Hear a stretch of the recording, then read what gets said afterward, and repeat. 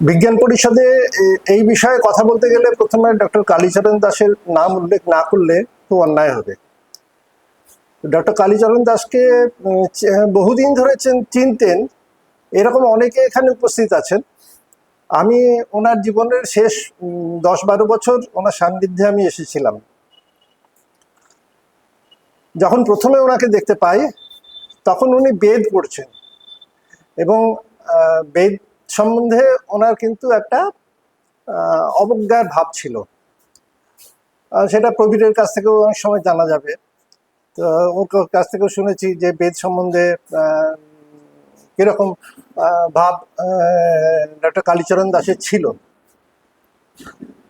তো এরপরে আমরা প্রায় 2 বছর ধরে মানিকবাবুর অফিসে অ্যাক্সিস ব্যাংকের উল্টো দিকে ওখানে আমরা বেদান্ত পাঠ করেছিলাম প্রতি সপ্তাহে একদিন মঙ্গলবার।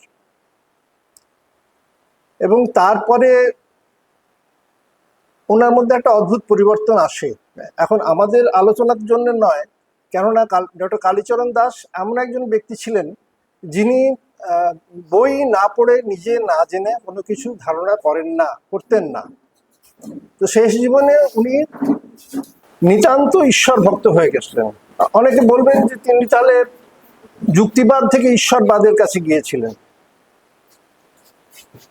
তো এই প্রসঙ্গে আমি দুটো কথা বলবো, দুজনের উক্তি বলবো। একজন হচ্ছেন গুরুদেব বশিষ্ঠ, যার যোগ বশিষ্ঠ এই গ্রন্থটি প্রায় 5000 বছরের পুরনো। তো সেখানে উনি বলেছেন যে যুক্তিপূর্ণ কথা বালকের মুখ থেকে এলেও শুনতে হবে, অযৌক্তিক কথা স্বয়ং ব্রহ্মার মুখনিসৃত হলেও খড়ের কুটোর ন্যায় পরিত্যাজ্য। স্বয়ং ব্রহ্মার মুখনিসৃত, স্বয়ং ব্রহ্মার মুখনিসৃত হচ্ছে বেদ। বেদে যদি কোনো অযৌক্তিক কথা থাকে তাহলে গুরুদেব বশিষ্ঠ এবং আমাদের হিন্দু ধর্মের ট্র্যাডিশনে এটাই বলা যে বেদকে যে মানতেই হবে এরকম কোনো কথা নেই। তুমি তোমার নিজের অন্তরের উপলব্ধিকে দেখো এবং সেখান থেকে যুক্তির পথে যাও। আরেকটি কথা স্বামী বিবেকানন্দ বলেছিলেন, জগতের সকলেরই বেদান্তের চর্চা করা কেন উচিত তাহার প্রথম কারণ, এখানে প্রথম কারণ বলবো না, দ্বিতীয় কারণটি এখানে বলার দরকার নেই, তৃতীয় কারণ ইহার অদ্ভুত যুক্তি সিদ্ধতা।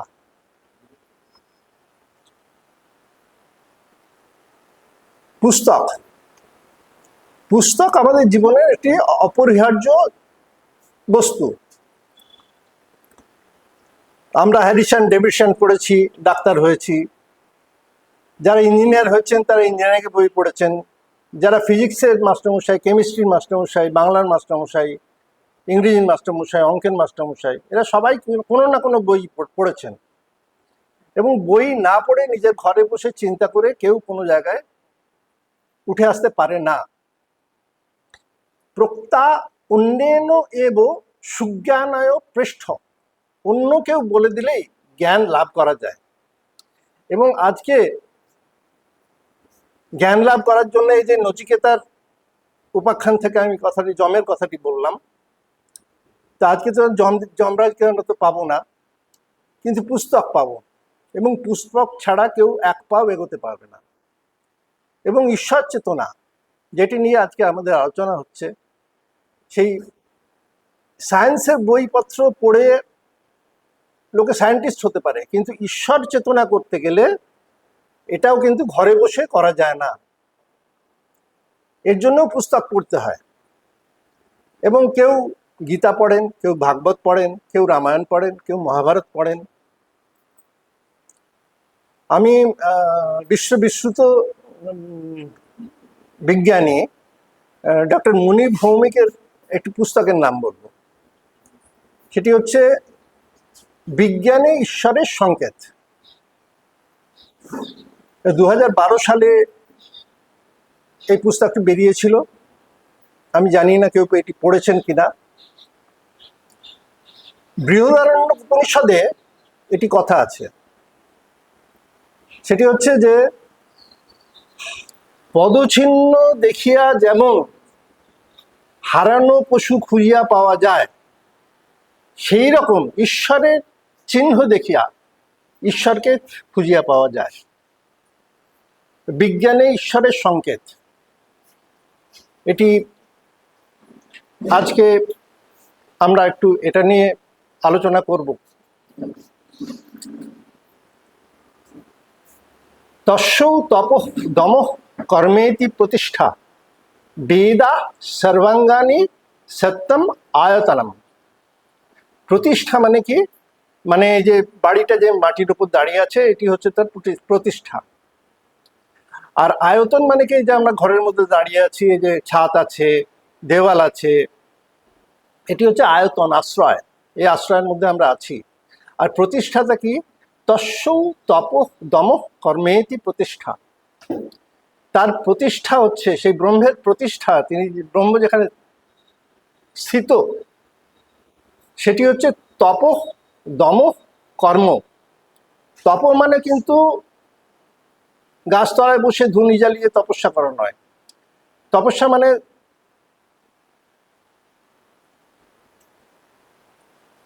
ছাত্রানাং অধ্যয়নং তপঃ। যে যে কাজটি করেন সেই কাজটি নিষ্ঠাভরে করাই হচ্ছে তপস্যা। তস্যৌ তপঃ দমঃ, দম মানে ইন্দ্রিয় দমন। কর্মেতি, কর্মটা কি না? কর্তব্য কর্ম। সুতরাং এই তিন জায়গায় তিনি আছেন। বেদাঃ সর্বাঙ্গানি সত্যম আয়তনম। তার আশ্রয় হচ্ছে কি? তিনি আছেন কোথায় না? বেদের মধ্যে আছেন। বেদাঃ সর্বাঙ্গানি, বেদাঙ্গ। তো বেদের মধ্যে ঈশ্বর চেতনা পাওয়া যায়, ঈশ্বরের চিহ্ন পাওয়া যায়। বেদা সর্বাঙ্গানি সত্যম আয়তনম। এবারে বেদের আমরা একটু অন্বেষণ করি।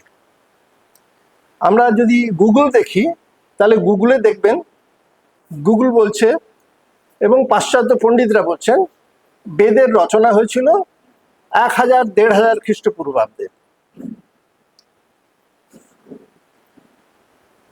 2018 সালে দা হিন্দু পত্রিকায় আমি একটি লেখা পড়েছিলাম, একটি রিপোর্ট, এবং এই রিপোর্টটি বেরিয়েছিল কোয়াটার্নারি জিওক্রোনোলজি, এরকম একটি বিজ্ঞানের পত্রিকা।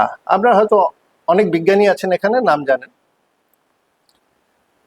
তো পিআরএল আহমেদাবাদ আর এনআরএস ফ্রান্স, এই দুটি অর্গানাইজেশন এরা একটা স্টাডি করেছিল। স্টাডি করে একটি প্যালিওলিথিক রিভার তারা আবিষ্কার করেছিলেন, এবং সেটি শুষ্ক হয়ে গেছে, এবং এটি হিমালয় থেকে শুরু হয়ে আরব সাগরে গিয়ে পড়েছিল কচ্ছের রানের উপর দিয়ে। সেখান থেকে রেডিও আইসোটোপ স্টাডি করে এই রিভারের যে একসময় অস্তিত্ব ছিল তার প্রমাণ পাওয়া গেছে, বৈজ্ঞানিক প্রমাণ। এবং বলা হচ্ছে যে এই নদীটি শুকিয়ে গেছিল হরপ্পার 35,000 বছর আগে।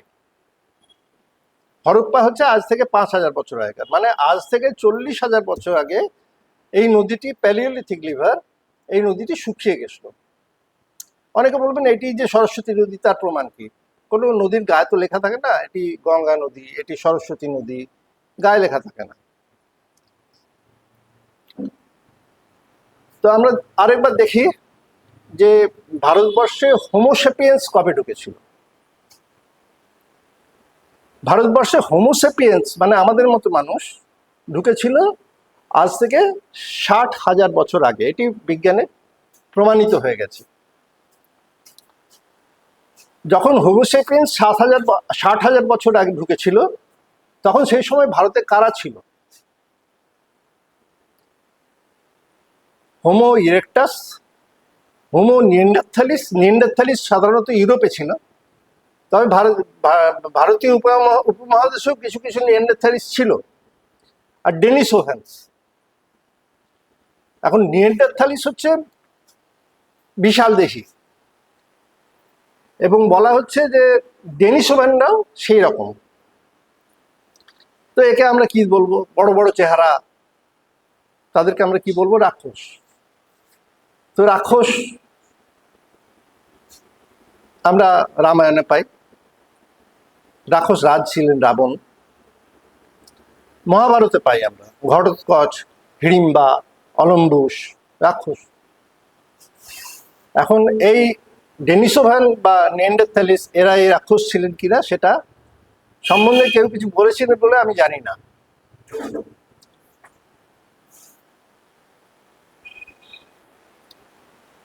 এবারে এই যে বেদ, এই বেদের মধ্যে আমরা বিজ্ঞান কি পাই না? Big bang. এই বিগ ব্যাং থেকে তো আমরা সৃষ্টি হয়েছি, এবং বিগ ব্যাং যখন শুরু হয়েছিল সেই বিগ ব্যাংয়ের প্রথম অবস্থাকে একটা বিন্দু বলা হয়, সেটির নাম হচ্ছে সিঙ্গুলারিটি। এখানে ডক্টর দয়াময় বিষয়ী আছেন, ওনার সামনে এই সমস্ত কথা বলতে আমার খারাপ লাগছে। তো সিঙ্গুলারিটি, তা সিঙ্গুলারিটির আয়তন কত বড় ছিল সিঙ্গুলারিটি? 1 মিলিমিটারের একটা ফ্র্যাকশন, এবং 1 মিলিমিটারের একটা ফ্র্যাকশনের মধ্যে এই যে বড় বড় তারা দেখতে পাচ্ছি, সূর্য, চাঁদ, পৃথিবী, এই সব কিছু ওই 1 মিলিমিটারের এক ফ্র্যাকশনের মধ্যে ছিল। সেখান থেকে মহাবিস্ফোরণের মাধ্যমে এই সমস্ত কিছু সৃষ্টি হয়। তা ঋগ্বেদের 129 নম্বর শ্লোক, এটাকে বলা হয় হাইম অফ ক্রিয়েশন। আপনার হাতে সবাইকার মোবাইল আছে, হাইম অফ ক্রিয়েশন দেখলেই বেরিয়ে আসবে। ন অসৎ আসিত, ন সদ আসিত তদানিম, ন আসিত রজ, বোম পরজত, কিম আবরিব কুহু কস্য, শর্ম নম্ভ কিম আসিত গাহনাম গভীরম। ন অসৎ আসিত, সেই সময় অসৎ বস্তুও ছিল না। ন সদ আসিত, সৎ বস্তুও ছিল না। ন অসৎ আসিত, ন সৎ আসিত তদানিম, সেই সময়। ন আসিত রজ, রজ মানে হচ্ছে মাটি, চারিচক্ষুর ধারায় ভিজে তিতিল বৃন্দাবনের রজ, সেই রজ, সেই মাটি ছিল না। ন ভৌম পরজাত, তার উপরে যে আকাশ, সেই আকাশ সে সময় ছিল না। কিম আবরিব কুহু কস্য, কে বলবে, কে কাকে আবরণ করেছিল কে বলবে। শর্ম নম্ভ কিম আসিত গহনম গভীরম, এই গহন গভীর স্নিগ্ধ জল কি তখন ছিল? ঋগ্বেদের 110 মণ্ডলের 129 নম্বর শ্লোক, এটিকে আপনারা বিগ ব্যাং এর প্রাথমিক অবস্থা ছাড়া আর কি বলবেন? সে সময় কিছু ছিল না। তো সেই সময় তার আগে কি ছিল? সিঙ্গুলারিটির আগে কি ছিল? পূর্বের কাছ থেকে শুনেছি, কালীবাবুর কথায়, সিঙ্গুলারিটির আগে কি ছিল সেটা সায়েন্স বলতে পারছে না। বেদ বলতে পারছে না, বেদও বলতে পারছে না। বেদ বলছে এক জায়গায় তৈত্তরীয় উপনিষদে, অসৎ বই ইদম অগ্রে আসিত, অসৎ হিসাবে এই অসৎ মানে ভার্চুয়াল হিসাবে ইদম এই পৃথিবী, এই বিশ্ব ব্রহ্মাণ্ড অগ্রে আসিত আগে ছিল, মানে আগে এই বিশ্ব চরাচর ভার্চুয়াল অবস্থায় ছিল। আর বৃহদারণ্যক উপনিষদে যাজ্ঞবল্ক্য কি বলছেন? অনেকে বলেন যে এই বিশ্ব চরাচর এর আগে অসৎ অবস্থায় ছিল, কিন্তু প্রিয়ে ইহা কি করে সম্ভব? অসৎ বস্তু হইছে সৎ বস্তু কিভাবে সৃষ্টি হইবে? মানে আয়নার মধ্যে আমি যাকে দেখছি সে হচ্ছে অসৎ, ভার্চুয়াল, আর আমি হচ্ছে রিয়েল। তো আমার আয়নার মধ্যে যে ছায়া আছে, সেই ছায়া থেকে কি করে সৎ বস্তু ভার্চুয়াল আমি কি করে আসবো, ছায়া থেকে তো হতে পারে না। এবং এই কথাটি যাজ্ঞবল্ক্য বলছেন, অর্থাৎ বেদ ঠিক করতে পারছে না এর আগে কি ছিল।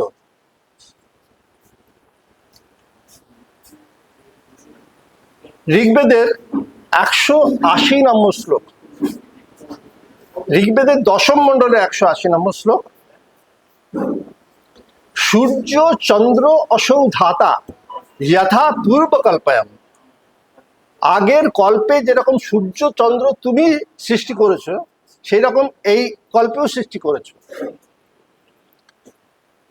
তাহলে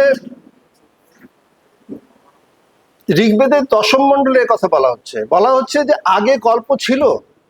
এই বিগ ব্যাং, সায়েন্স বলছে যে আগে বিগ ব্যাং বহুবার হয়ে গেছে। সেই কথাটি ঋগ্বেদের 10ম মণ্ডলে 180 নম্বর শ্লোকে বলেছে, এবং এই শ্লোকটি স্বামীজি শিকাগোতে যে বলে এসেছিলেন।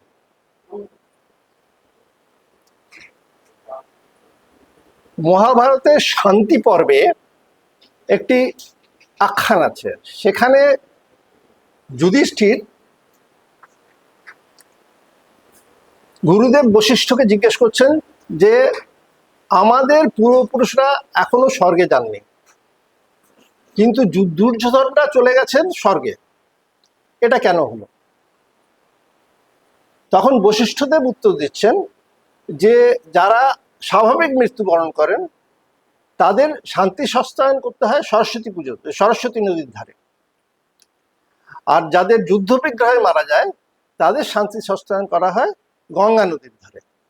তো তোমরা তোমাদের পূর্বপুরুষের শান্তি সস্তায়ন করেছো গঙ্গা নদীর ধারে, এই জন্য তারা কিন্তু স্বর্গলাভ করেননি। কিন্তু দুর্যোধনরা যুদ্ধে মারা গেছে, শান্তি সস্তায়ন গঙ্গা নদীর ধারে হয়েছে এবং তারা স্বর্গে চলে গেছে। তখন যুধিষ্ঠির বলছেন যে আমি তাহলে আমার পূর্বপুরুষদের কি করে স্বর্গলাভ করাবো, কেননা সরস্বতী নদী তো এখন কোথাও আমি জানি না আছে। তখন বশিষ্ঠদেব বলছেন যে হ্যাঁ, সরস্বতী নদী এখনো আছে, একটি সুতোর মতো প্রবাহ আছে। সেই প্রবাহটির পাশে যে যুধিষ্ঠির শান্তি সস্তায়ন করলেন এবং পূর্বপুরুষরা স্বর্গে চলে গেলেন। তাহলে আমরা অন্তত এটুকু জানতে পারছি মহাভারতের এই আখ্যান থেকে যে মহাভারতের সময়, মানে আজ থেকে 5000 বছর আগে, সরস্বতী নদী একটি সুতোর মতো বইত। মানে যেই নদীটি ছিল আজ থেকে 40,000 বছর আগে, যেই নদীটির কথা ঋগ্বেদে 59 বার বলা আছে এবং অন্যান্য বেদে খুব অল্প বলা আছে, তার মানে ঋগ্বেদের সময় সেই নদীটি ছিল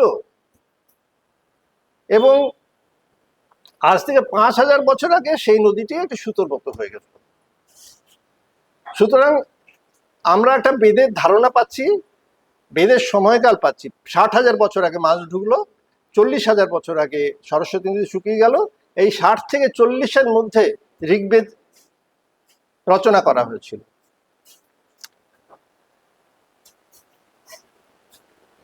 তা এখন বলবেন যে ঋগ্বেদের আর্কিওলজিক্যাল এভিডেন্স কোথায়? খুঁজে দেখুন, ওই ঋষিদের পাতার কুটির, মাটির কুটির আর পাতার ছাউনি, এসব যদি আমরা আর্কিওলজিক্যাল এভিডেন্স খুঁজতে চান তো খুঁজুন। কিন্তু আমরা এভিডেন্স হিসেবে এটাই পাচ্ছি।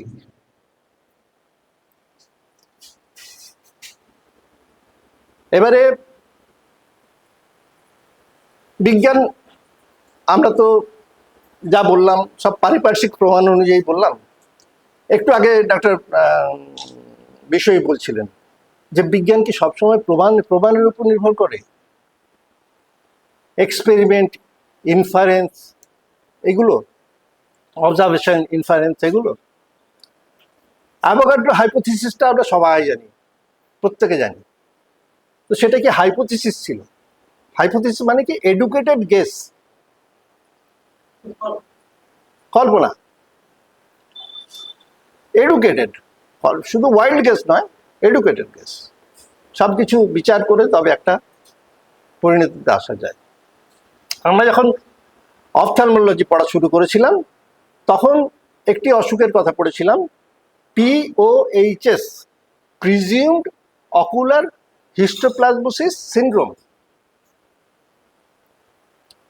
তো আমরা যখন এখন এই কয়েক মাস আগে আমাদের একটি বই বেরিয়েছে, ইয়ানফের বই, সেটিতে এই অসুখটির নাম হয়ে গেছে OHS, প্রিজিউমড কথাটা উঠে গেছে। মানে আজ থেকে 30-40 বছর আগে এই কথাটি ছিল প্রিজিউমড, অর্থাৎ তখনও পর্যন্ত হিস্টোপ্লাজমোসিসকে, হিস্টোপ্লাজমা ক্যাপসুলেটামকে চোখের মধ্যে দেখা যায়নি। আমরা ইলেকট্রনকে দেখতে পাই না, সেরকম চোখের মধ্যে আমরা হিস্টোপ্লাজমা ক্যাপসুলেটামকেও পাওয়া যায়নি সেই সময়। এখন অনেক আবিষ্কার হয়ে গেছে, অনেক ইলেকট্রন মাইক্রোস্কোপ হয়ে গেছে, এবং যার ফলে এখন যেহেতু দেখা যাচ্ছে চোখে হিস্টোপ্লাজমা ক্যাপসুলেটামকে চোখের মধ্যে, সেই জন্য প্রিজিউম কথাটি উঠে গেল, OHS হয়ে গেল, অকুলার হিস্টোপ্লাজমোসিস সিনড্রোম। সবশেষে আমি বেদ আর বিজ্ঞান এই নিয়ে একটি কথা বলবো।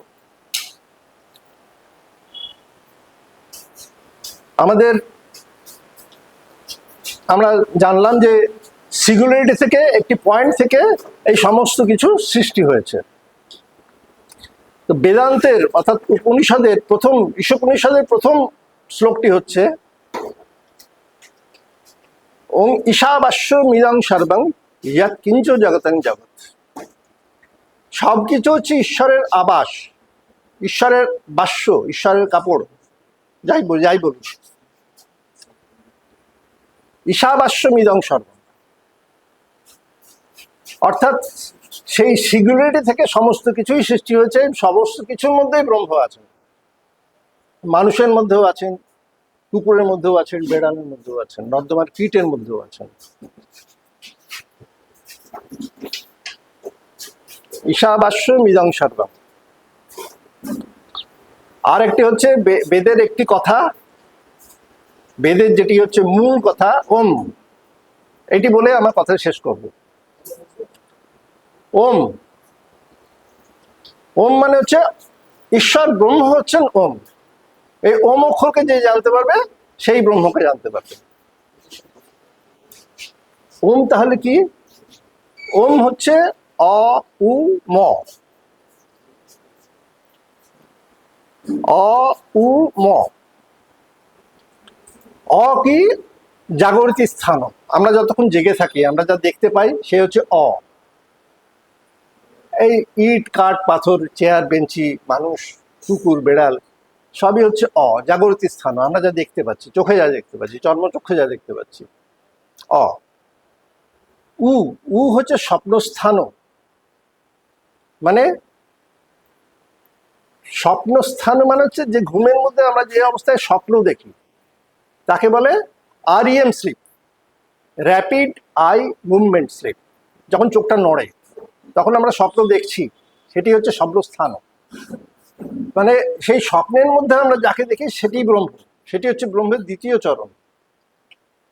এবং এইটি বলে প্রজাপতি ব্রহ্মা, দেবতা ইন্দ্র এবং বিরোচন, অর্থাৎ দেবতা এবং অসুরদের বিভ্রান্ত করেছিলেন। স্বপ্নস্থান। ইন্দ্র বললেন যে সে স্বপ্নের মধ্যে যেন আমরা ভয় পাই, কেউ তাড়া করছে, কেউ যেন কাটতে আসছে, কেউ যেন মারতে আসছে, তাহলে এটি ব্রহ্ম হবে কি করে? স্বপ্নের মধ্যে আমরা দেখি, সে কি করে ব্রহ্ম হবে? তখন প্রজাপতি বললেন হ্যাঁ এটাই ঠিক। তা আমি তোমাকে পরবর্তী কথা বলছি, তৃতীয় চরণের কথা বলছি, ব্রহ্মের ম। ম কি? সুষুপ্তি স্থান। মানে NREM স্লিপ, নন র্যাপিড আই মুভমেন্ট। চোখটা যখন নড়ে না, মানুষ যখন ঘুমের মধ্যে স্বপ্ন দেখে না, সেটি হচ্ছে সুষুপ্তি স্থান।